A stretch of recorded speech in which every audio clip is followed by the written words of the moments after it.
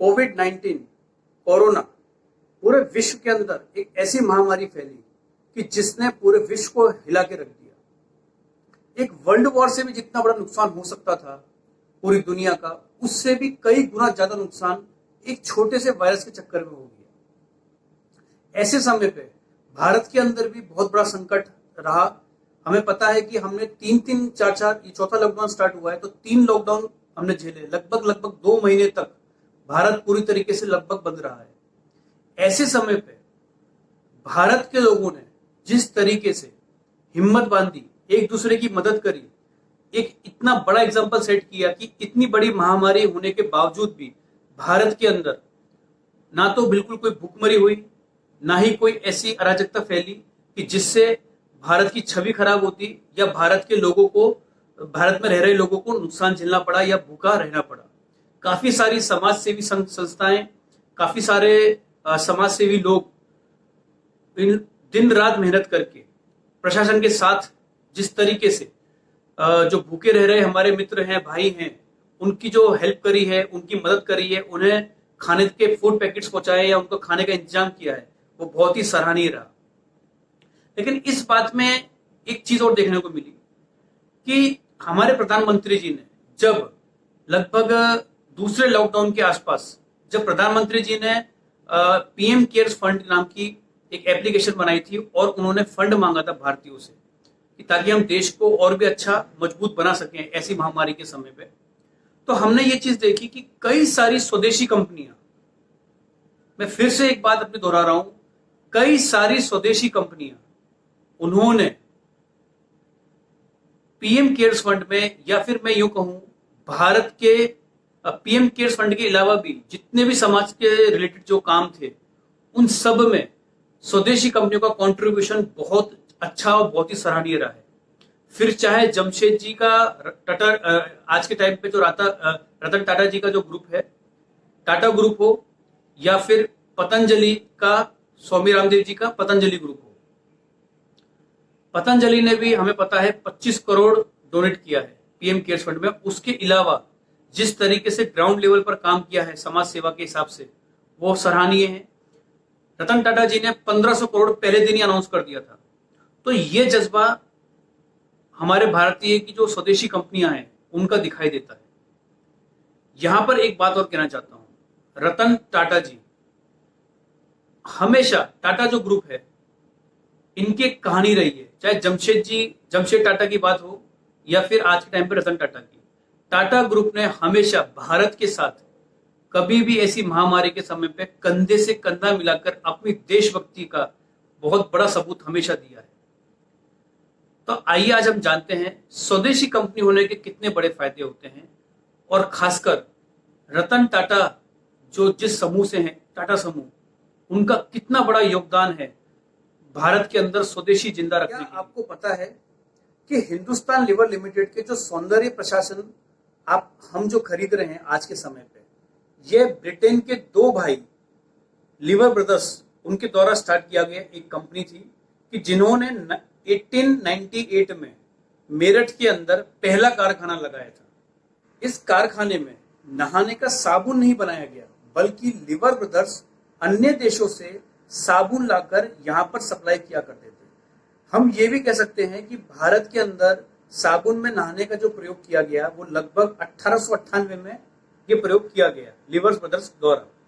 मगर ये साबुन सिर्फ अंग्रेजों को और राजा महाराजा को ही दिया जाता था, आम जनता को साबुन बिल्कुल भी नहीं दिया जाता था। ब्रिटिश सेना में जो हमारे भारतीय सैनिक जो हुआ करते थे, भारतीय सैनिक, उनको हर महीने में एक साबुन मिला करता था, ये लीवर ब्रदर्स की कंपनी के द्वारा, ब्रिटिशरों के द्वारा। तो भारत के कई बड़े व्यापारी को ये बात अच्छी नहीं लगी, और उन्हीं में से एक थे हमारे आज के टाइम पे रतन टाटा जी जो हैं, उनके दादाजी जमशेद टाटा। उन्होंने इस कंपनी को टक्कर देने के लिए स्वदेशी कंपनी लाने की योजना बनाई, जिसके प्रोडक्ट पर हर भारतीय का अधिकार हो सके।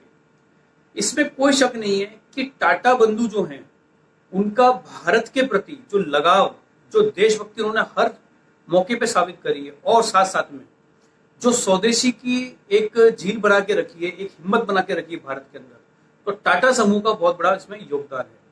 और जमशेद टाटा तो बहुत ही बड़े क्रांतिकारी एक तरीके से माने जाते हैं।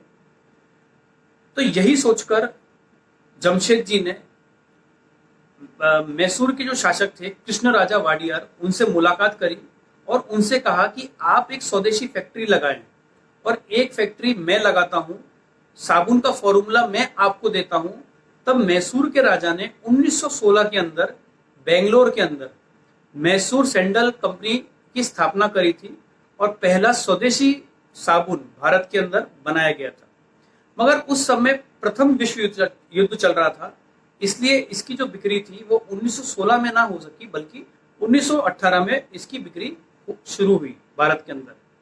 तो इस साबुन की खासियत ये थी कि अगर कोई भी व्यक्ति एक बार इस साबुन को अगर नहा ले, इस साबुन से एक बार, तो उसकी जो खुशबू होती थी साबुन की वो 2 दिन तक इस साबुन के अंदर, शरीर के अंदर हमारे रहती है। क्योंकि ये साबुन जो होता है वह चंदन से बना हुआ होता है और आज भी ऐसा कहा जाता है कि ब्रिटेन की जो महारानी है वह इसी साबुन से नहाती है। तो ये भारत का लग्जरी शाही साबुन है। आज भी वो ये साबुन मिलता है और लगभग 3 फ्लेवर्स में आता है, चंदन, रोज और जस्मीन, लगभग। तो ये साबुन बहुत रॉयल साबुन है भारत के।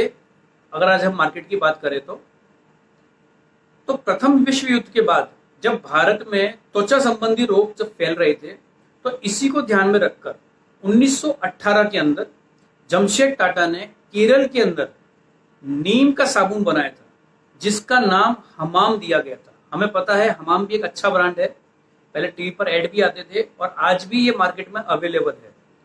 तो जमशेद टाटा जी ने उस वक्त ये साबुन गरीबों को मुफ्त में बांटे थे, ताकि वे ये जो त्वचा रोगी संबंधी जो रोग थे वह रोग उनके ठीक। मैसूर सैंडल सोप और हमाम साबुन उस वक्त इतने बिके भारत के अंदर कि लिवर्स ब्रदर्स की जो कंपनी थी और जो उनके द्वारा मैन्युफैक्चरिंग करे हुए साबुन थे, तो उस वक्त उनको लाखों रुपए का नुकसान हो गया था। तो अंग्रेजों ने लिवर्स ब्रदर्स को बचाने के लिए इन साबुनों पर, जो हमाम साबुन थे और मैसूर सैंडल सोप थे, उन पर रोक लगा दी थी। अंग्रेजों का ये प्लान सफल नहीं हुआ, इसलिए अंग्रेजों ने अपनी सेना को और उनके परिवार को लिवर्स ब्रदर्स के साबुन यूज करना अनिवार्य कर दिया था। लिवर ब्रदर्स के लिए ट्रांसपोर्टेशन महंगा पड़ रहा था, इसलिए उसने भी भारत में ही साबुन बनाने का काम शुरू कर दिया और उसके बाद उसने ब्रिटिश सेना की मदद से अपना प्रचार करवाया और अपना जो घाटा हुआ था उसकी भरपाई उन्होंने ब्रिटिश सेना के थ्रू करवाई थी। मगर 1931 के अंदर जब भगत सिंह जी को फांसी दी, तो उसके बाद फिर से लोग स्वदेशी की तरफ आए, क्योंकि हम सबको पता है कि भगत सिंह जी की फांसी के बाद एक क्रांति को एक नई दिशा मिली थी। लोगों में जागरूकता बहुत ज्यादा फैल गई थी टुवर्ड स्वदेशी, टुवर्ड स्वराज। तो 1931 जब भारत माँ के जो वीर सपूत, जो हमारे भगत सिंह जी हैं, जब वो बलिदान उन्होंने अपना किया, तब एक अलग ही हवा, दिशा बदल चुकी थी।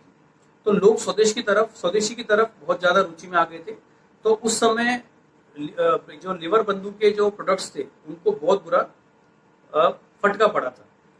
और उस समय ये जो दोनों साबुन थे, क्योंकि ये दो ब्रांड ही आया करते थे मार्केट में, हमाम और मैसूर सैंडल सोप, तो वो बहुत ज्यादा प्रसिद्ध हुए और इतने प्रसिद्ध हुए कि उनके एक्सपोर्ट होने की दूसरी कंट्रीज में मांग भी बहुत ज्यादा आने लग गई।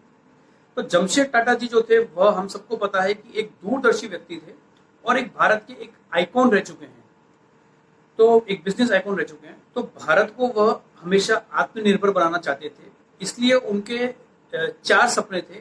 पहला सपना, पहला स्टील का कारखाना भारत के अंदर लगाना। दूसरा जो सपना था कि आवागमन के लिए जो साधन है उसको बनाना। तीसरा सपना था पानी से बिजली बनाना। और चौथा उनका सपना था भारत के अंदर एक ऐसा होटल स्थापित करना कि विदेश में उसका नाम हो सके। मगर जमशेद जी अपनी उम्र के अंदर सिर्फ एक ही सपना पूरा कर सके थे, और वह सपना था उन्होंने होटल बनाने का, जो मुंबई में आज भी ताज होटल के नाम पे हम सब जानते हैं कि कितना प्रसिद्ध होटल माना जाता है और विश्व में एक उसकी अलग ही छवि है। ताज होटल देश का पहला होटल है कि जिसमें बिजली हर कमरे में हुआ करती थी और जो पंखे थे वह अमेरिका से मंगवाकर लगवाए गए थे। यह होटल भी एक जिद की वजह से बनाया गया था कि जब जमशेद टाटा जी विदेश गए थे तो उन्हें होटल में रुकने नहीं दिया गया था, क्योंकि वे भारतीय थे और काले इंसान थे। हम सबको बताया कि Indians and dogs are not allowed, इस तरीके की चीजें पहले चला करती थी। तो इस वजह से जमशेद टाटा जी थोड़े रंग में भी सवर्ण थे और भारतीय थे, इसलिए उनको वहां पे होटल में अंग्रेजों ने नहीं रुकने दिया। और हम सबको पता है कि वो होटल अंग्रेजों का था, तो मजबूरी वश उन्हें विदेश के अंदर सड़क पर सोना पड़ा था। 12 दिन विदेश में रुकने के बाद भारत आकर उन्होंने सबसे पहले जो काम किया वह था ताज होटल बनाया। जमशेद टाटा के बाकी के जो तीनों सपने थे वह उनके बेटे ने और पोते ने पूरे किए। हम सबको पता है स्टील के अंदर पावर के इलेक्ट्रिक पावर के अंदर आज टाटा किस लेवल पर है। तो हम सबको जान के ये आश्चर्य भी होगा कि प्रथम विश्व युद्ध में दर्द की गोली नहीं थी भारत के पास, तो जमशेद टाटा जी ने चाइना से अफीम मंगवाकर अंग्रेजों को दी थी। जमशेद टाटा लीगल तरीके से भारत के पहले अफीम आयात करने वाले व्यक्ति बने थे। इसके बाद इसी अफीम से दर्द निवारक गोलियां बनी और भारत में अफीम पैदा होने लगी। इसका भी श्रेय जमशेद टाटा जी को ही जाता है। लोग आज के समय में हम देखते हैं कि मेरे भी कई सारे बंधु हैं और मैं ये अधिक देखता रहता हूँ और आप सबने भी ऑब्जर्व किया होगा कि स्वामी रामदेव जो पतंजलि के ट्रस्टी हैं उनको हर कोई गाली देता रहता है। हम सबको यही दिक्कत है कि एक व्यक्ति की जो